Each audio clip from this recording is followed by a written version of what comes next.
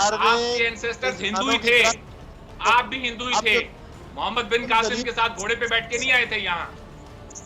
एक पाकिस्तानी नौकरी के लिए आया था यहाँ पर, उसको ये कहने में शर्म आ रही थी जॉब इंटरव्यू में कि मैं पाकिस्तानी हूँ।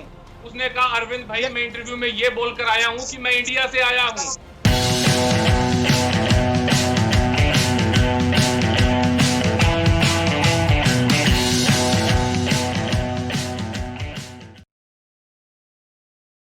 नमस्कार, जय श्री राम। मेरी मातृभूमि चैनल पर आप सभी का स्वागत है। आज के वीडियो में हम देखेंगे कि कैसे एक भारतीय एनालिस्ट अरविंद सहरन ने पाकिस्तानी टीवी चैनल पर तीन पाकिस्तानी पैनलिस्ट की बैंड बजा दी।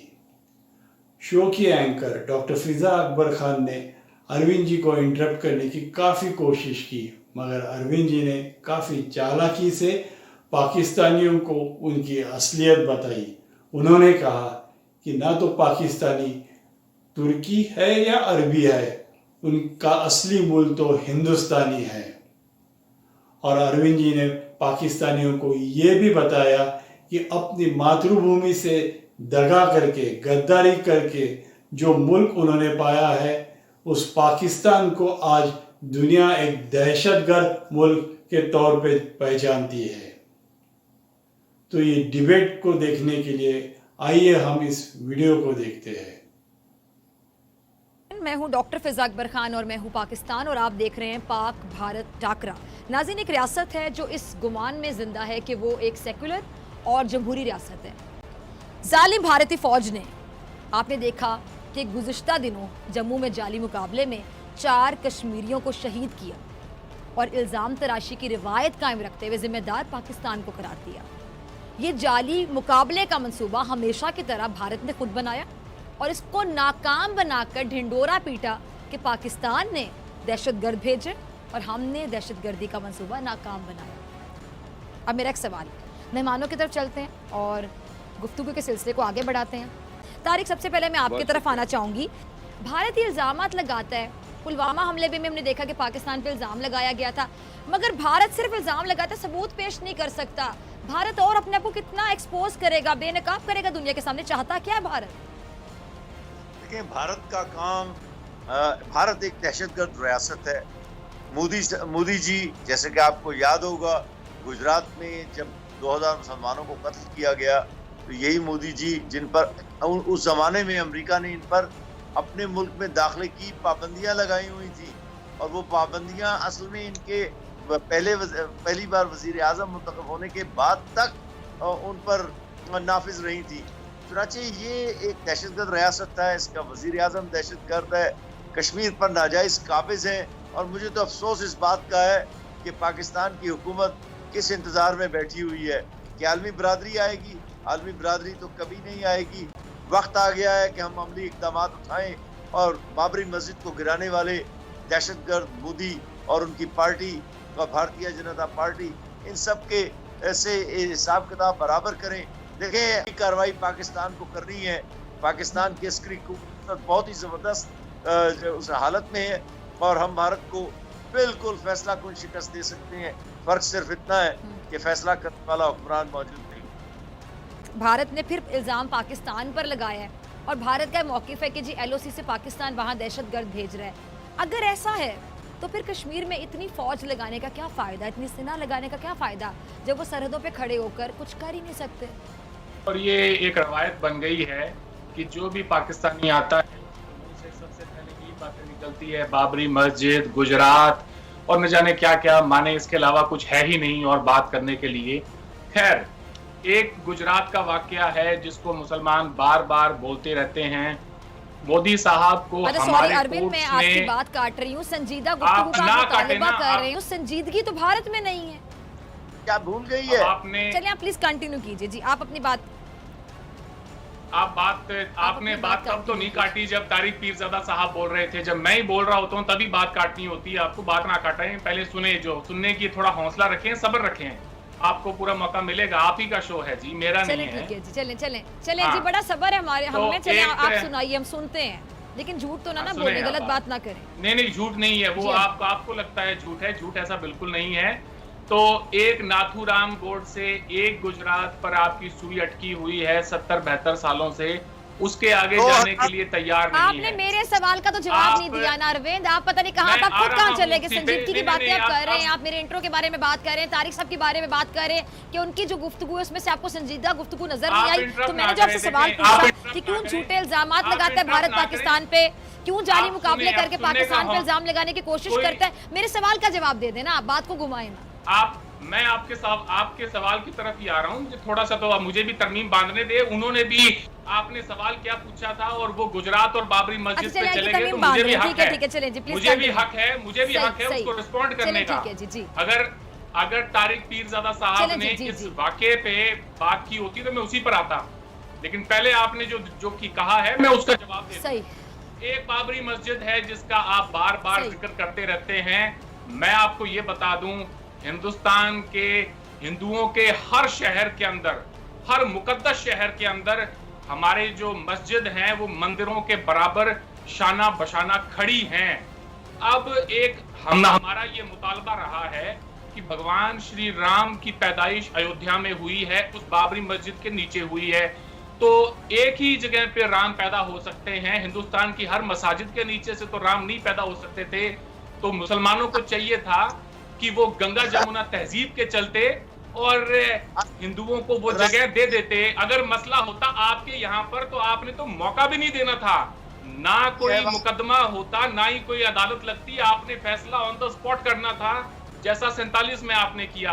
अब आ जाते हैं मोदी साहब पे, तो मोदी साहब को हमारे कोर्ट्स ने बिल्कुल उनको हर जो आपने इल्जाम लगाया उससे बरी किया है। अब बार बार एक जो घिसा पिटा रिकॉर्ड बजाने का कोई मतलब नहीं बनता। ये आपको समझ लेना चाहिए। आपके कोर्ट पे भी सवालिया निशान है, कोर्ट पे कोई सवालिया निशान नहीं है। अब नहीं कोई सवालिया निशान नहीं है। कम ऑन, एक बनाना रिपब्लिक से तो आप कंपैरिजन ना करें ना हिंदुस्तान की अदालतों का। अब आ जाते हैं आपके सवाल की तरफ, तो अब इनके सवाल का जी, भारत एक दहशतगर्द रियासत है। आपके बोल देने से भारत दहशतगर्द रियासत नहीं बन जाती है। अगर भारत दहशतगर्द रियासत होती तो यूनाइटेड नेशंस की तरफ से डेजिग्नेटेड टेररिस्ट ऑर्गेनाइजेशंस में हमारे भी मुल्कों का नाम होता। FATF में आप जो सफाइयां देते फिर रहे हैं पीरजादा साहब, वो इस बात की तस्दीक करती है कि टेररिस्ट मुल्क आप हैं। दुनिया भर की बैंड टेररिस्ट ऑर्गेनाइजेशंस आपके यहाँ पे पाई जाती हैं जनाब, हिंदुस्तान में नहीं पाई जाती। आपने हाफिज सईद को जेल में डाला हुआ है, सजा दी है।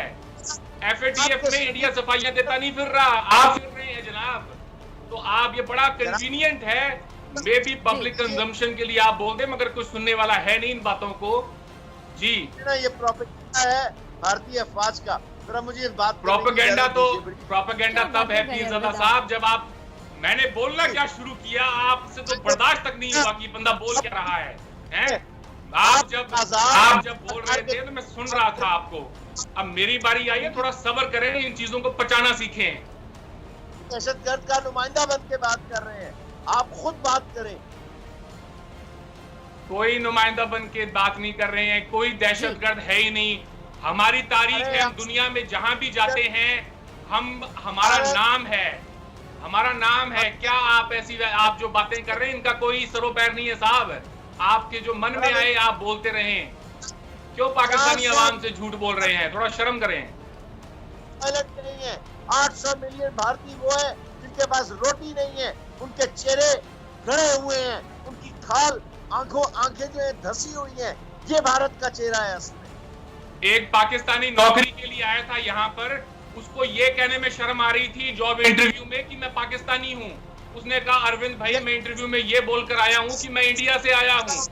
आपके पाकिस्तानी लोग जो बाहर के मुल्कों में जाते हैं वो इंडियन रेस्टोरेंट खोलते हैं, वो पाकिस्तानी रेस्टोरेंट नहीं खोलते। पाकिस्तानी हर जगह पाकिस्तानी ही कहलवाते हैं। कोई नहीं कहलवाता।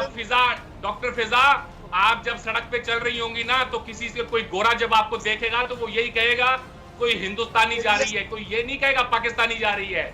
इस मुगालते में ना रहें, बजाय तजिया करें। अब इस पे मेरे पास बहुत से जवाब हैं, लेकिन मैं मेहमानों की तरफ जाना चाहूंगी।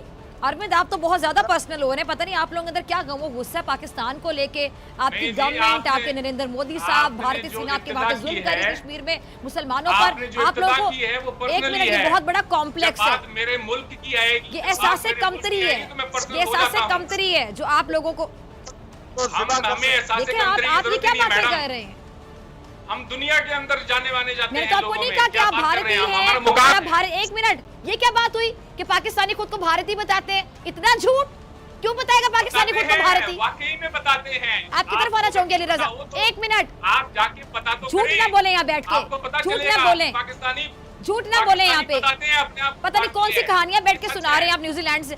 अली रजा, ठीक है अरविंद, एक मिनट, अरविंद मुझे जरा टाइम दीजिएगा, मैंने आपको बहुत टाइम दिया, मैं जरा अली रजा को शामिल गुफ्तगू कर लूं। आप 15 मिनट हो गए प्रोग्राम शुरू हुए, अली रजा ने एक बात भी नहीं बोली। मैं एक हूं और आप तीन हैं, मैं एक हूं और आप तीन हैं, तो मुझे थोड़ा टाइम दे अब आप, ठीक है? मैंने इंटरप्ट नहीं किया। कि इन्होंने कहा कि जी डीएनए टेस्ट करवा लें, इन्होंने कहा कि हम आपकी आर्मी वहां पे पैलेट गन इस्तेमाल करती, मैं एक करके सबका जवाब देना चाहूंगा। आपको शुक्र है वाजपेयी साहब याद तो आए, आज मोदी साहब जब आपसे थोड़ा सा एकदम सख्त होकर बात करनी शुरू की है तो आपकी चीखें निकल गई। लेकिन देखिए, लेकिन जब हमें याद है, जब वाजपेयी साहब लाहौर आए थे बस पे, अब देखें ये आप गलत कर रहे हैं, नहीं अरविंद साहब कर रहे हैं, अब आपको इंटरप्ट नहीं करना चाहिए, अब नहीं इंटरप्ट करना चाहिए आपको, ना, अब आपको इंटरप्ट नहीं करना चाहिए साहब, और आप दोनों आप खामोश हो जाए, पीछे से आपकी आवाज आ रही है, आप ना करें इंटरप्ट। अब सुन ले, अब सुनने का मादा रखें, मैंने भी सुना था, आप जब बोले जा रहे थे कंप्लीट करने दे, फिर ना, आप बीच में इंटरप्ट ना करें। मैं आती हूँ आपकी तरफ, इनको जरा अरविंद को कंप्लीट करने दे, फिर ये कहेंगे कि आप इनको कंप्लीट नहीं करने दे रहे। Let him talk. जी बोले अरविंद जी, क्या कहना चाहते? मैं बड़े तहम्मुल से आपको सुन रहा हूँ, तो बीच में इंटरप्ट ना करें, आपको खुदा का वास्ता। इन्होंने आपको शुक्र है वाजपेयी साहब याद तो आए, वरना मैं तो ये समझे बैठा था कि इनको याद भी नहीं है कि वाजपेयी साहब दिल्ली से लाहौर में बस में जाके वहां पे तशरीफ लाए थे।